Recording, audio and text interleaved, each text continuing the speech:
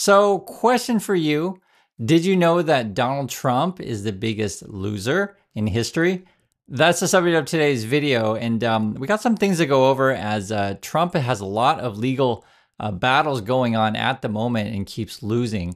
As you know, Trump is a felon, the first president felon in the nation's history. And then today, Steve Bannon pleaded guilty.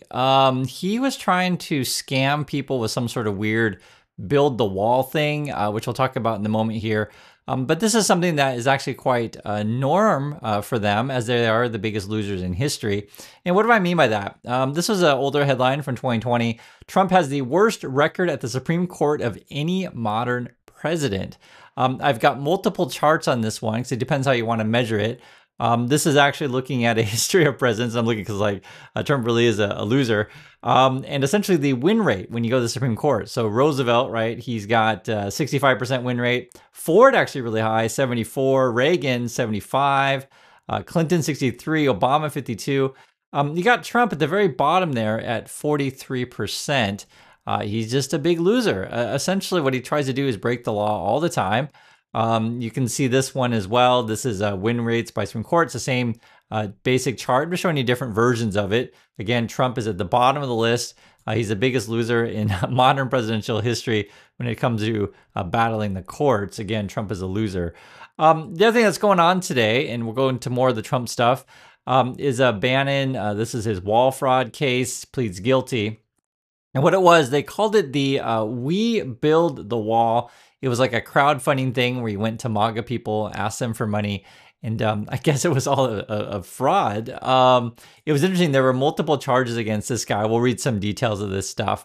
And it shouldn't be a surprise if you understand that, you know, Trump is a con artist and essentially con artisting out with other con artists.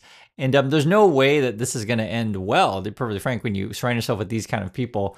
It says here, Steve Bannon, a former advisor, a senior advisor that is, to President Trump, pleaded guilty Tuesday in a New York State criminal case related to fundraising scheme that defrauded donors to a border wall nonprofit. I guess he's not going to get prison time. No, it says that Bannon, the host of The War Room, popular show with Trump supporters, entered a guilty plea to one count of a scheme to defraud in the first degree. In exchange, prosecutors said he would receive a 3-year conditional discharge, allowing him to avoid prison time. So no prison for him, unfortunately, but hey, it is what it is. You take what you can get. So he had 6 charges. Was it money laundering, conspiracy, and fraud? And multi-million dollars said it was involved with this stuff. When they talked to the prosecutors, they said here, well, we'll read the whole detail. It's kind of interesting. Bannon, who served as the White House chief strategist in the first 7 months of the Trump's first term, barely spoke during his court appearance. He answered yes when a judge asked if he was pleading guilty. Manhattan District Attorney Alvin Bragg said in a statement that under the terms of the plea, Bannon is barred from serving as an officer or a director of charities with assets in New York. So you're banned from New York. Quote, this resolution achieves our primary goal to protect New York's charities and New Yorkers' charitable giving from fraud. What's interesting about this is like you would think that, you know, no one wants to get involved with any of these Trump people going forward, as they're all essentially criminals and they're out to con you. And this is sort of why I keep thinking, in my opinion, that they're going after foreign money now, because we just saw the other day where Trump wants to legalize bribery so American companies can go bribe foreigners. And also they want to essentially not disclose. Now, what I mean to disclose is the last time I checked on this thing, and you never know what the Trump people, what they're up to, but was that they said they weren't going to take money from foreign governments, but that didn't necessarily mean that they weren't going to take money from foreign businesses or foreign organizations. So, you know, they always find ways to try to skirt the law, but, you know, the law does catch up with you. Now, to be fair to them and on their side, what they're saying, they're going to try to attack back. This is Bannon. He says, I'm calling on right now the Attorney General Pam Bondi, so that's one of Trump's lackeys from Florida. Remember, they're all from Florida, to begin immediate criminal investigation into Letitia James and Alvin Bragg, all of them for what they did to President Trump. So when in doubt, attack the courts. And it's interesting, I was thinking about this, why the Musks and the Trumps always attack judges and courts is because they hate law, right? They hate anyone holding them accountable. And these guys are always losing all the time, paying fines, etc. But that's what criminals do, right? They break the law and they lose in court. Like, for example, today it says judge orders HHS, so I think that's Health Human Services, I remember correctly, CDC, and FDA, so your food, and then the CDC has to do with like disease and stuff like that. What does it stand for? You guys remind me. I forget the acronyms, but I know what it does. They actually were really important in fighting HIV. There's a great movie on that called And the Band Played On. If you guys ever saw that one, it's Centers for Disease Control. That's what it is. But And the Band Played On was a HBO show, but it just really shows the kind of the work and the importance of something like the CDC. FDA, I mean, it's all important stuff. It's all has to do with your health. Basically, Trump was deleting a bunch of web pages, and then the judge ordered for them to come back to bring back the web pages, right? So the judge orders Trump administration to restore government health pages. There was a lot. So I knew they were deleting stuff, but I didn't realize it was, according to this, was 1,000 pages of information. So it says here, Doctors for America, a nonprofit supporting access to affordable health care, sued the administration seeking to block the order, right? So Trump's deleting a bunch of pages and they get sued. They argued the agencies had removed pages that included public data that rely on to provide medical care. Referencing missing pages and data sets on adolescent school health, they also said the pages were removed without proper notice. The other thing that I'm sure there's lawsuits, but the Trump people have been removing census data also, which is a pretty big deal. And actually, I saw that was reported in all the financial news because people keep track of these kind of things. There's going to be so many lawsuits on the Trump people. And, I think one of the things that they brought up here was interesting, the without proper notice. Also says here, when you read the description of this stuff, you can see that Trump's picking, we'll just say, spicy people in a tense hearing, right? That's how they describe this. In a tense hearing on Monday, Bates, a George W. Bush appointee, sparred with a Justice Department lawyer over the government's argument that doctors can use tools like Wayback Machine, that's interesting, which preserves old versions of websites to access the missing data. So I guess the argument would be the Trump people say, well, we already deleted it, it's gone, there's no way we can fix it. And the judge is like, well, there's this thing called the Wayback Machine. If you don't know, there are archives of old web pages. So that's one way that you can get access to old data. That's sort of how the internet works. Interesting. The judge granted the doctor's request for a temporary restraining order and told the agencies to restore the identified web pages by midnight Tuesday. He also ordered them to search for and restore any other removed or substantially modified medical care web pages removed in the purge on Friday. And this was a quote here. This is from the judge. Without these resources, doctors risk failing to provide evidence-based clinical care, and local health departments are hindered in their ability to prepare for local and global disease outbreaks. It bears emphasizing who ultimately bears the harm of defendants' actions: everyday Americans, right? So the stuff that Trump is doing is hurting everyday Americans, and most acutely underprivileged Americans seeking healthcare. So basically, Trump and his people are attacking just regular people and poor people, which is frankly ridiculous. But that's what the Trumps are up to. The billionaires, if they want more money, they try to go to the people that are most vulnerable and just.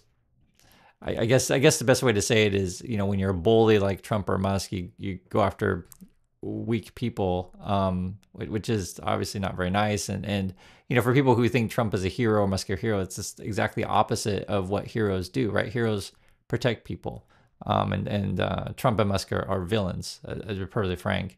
And I just want to make that clear. I know we make jokes in this channel, but when you really sit down and you look at everything that they're doing, it is pretty awful. And you can see here that they're going to keep going after, your health. I guess they're going to go after the military. The military one is going to be an interesting one because they were saying here that that'll run into a lot of problems with the, Trump Republican base. But we'll see. They've already been eliminating web pages regarding women in the military or things like Tuskegee Airmen, blacks in the military. Which Tuskegee Airmen story is like a really how to say this? It's a story I really identify with, and one of my favorite stories in history. I think it's important to to recognize that there are more than just one group of people in the USA. Of course, Trump and Musk only want to talk about one group of people. You know which group of people that would be, but that's how it is. They are going to keep attacking funding, though. So, for example, I guess they're attacking NIH. I was reading this stuff too. It's interesting. They were talking about attacking so many contracts in education. And regarding all this stuff, it affects your universities, your local schools. So they're going to call it, quote, DEI, but it's all kinds of funding. And that's the one thing that whenever, if you're a Musk follower or Trump follower, they mislead people on purpose or mischaracterize stuff, and they just kind of blanket everything being DI. But it affects a lot of different things, be it, testing in schools and knowing how our schools are doing, or be it support staff, just your lab techs or janitorial or any number of things. There's lots of support staff involved, and they're just trying to essentially cut as much funding as they can. And anyone who's left, you're going to end up working harder. But that's essentially the gameplay or game plan of the billionaires like the Trumps and the Musks. The big question is going to be, which is interesting, is will they obey the court laws or not? J.D. Vance, who has a law degree, and I don't know if he practiced, maybe he didn't, because I know he did go into Silicon Valley and did like tech stuff with Peter Thiel, raising money, etc. But he keeps tweeting out like, oh, the judges have no power of the executive branch, which is kind of a weak argument. If you're doing something illegal, it's illegal. The last time we had these kind of problems would be like Nixon. Should he release the Watergate tapes or not? Ultimately, Nixon did resign, as you guys know. And then before that would actually be Abraham Lincoln. But that was kind of unusual circumstances with the Civil War. So, and I'm talking about that as like, it's a Civil War, right? So there was a major split in the country, and the laws are going to be different at that stage of the game. It's just a very different era. And let's just hope we don't go back to that era, to where like literally we're talking about Civil War and which laws apply, which laws don't. How do we hold the country together? That kind of stuff. I'll just say this: when you elect someone like a Trump, who's essentially a thug, a gangster, a mob boss, whatever you want to call this, and he surrounds himself with all the same kind of people, and much of them from Florida, which sort of shows clearly they're not looking after or looking for the best people or looking after the average Americans. This is what you get. But I think ultimately, if the judges, right, go with a clear conscience and go with rule of law, I think we're going to be okay, to be perfectly frank, if America is still, rule of law. And the more that Trump keeps attacking regular Americans, I think people are going to get pretty pissed off. And that's my opinion on this stuff. I think for a lot of people, this is sort of how it works. They when they think of the Trumps or the Musks, they to them all this stuff's kind of invisible to them. So for example, let's say today maybe education or university funding, like it may not seem it affects them directly, just per se. But the thing is, the divide between rich and poor will continue, and that's sort of the stuff that will happen over time. Like just for example, let's say I had to go look up some sort of bird flu thing on the website of the government or something like that, and there's no information there, or there's a news organization that has to get some census data, just for example, and there's no information there. Like things start to erode, right? And effectively, I guess that's what they want. They want to go into that Fox Newsy kind of world where just everything that Trump says is God and stuff like that, and take it on faith. That's kind of what they're kind of going into that world. But I think sort of as I was showing you guys how Trump has a history of losing court cases, I think the courts are going to end up upholding the law. And in my opinion, we've seen it before, and hopefully see it again. But that's something that remains to be seen. We'll have to watch this stuff together. So. I do appreciate your time, everyone. I'd like to hear your thoughts. And again, Trump is the biggest loser in history. So I'll catch you on the next video.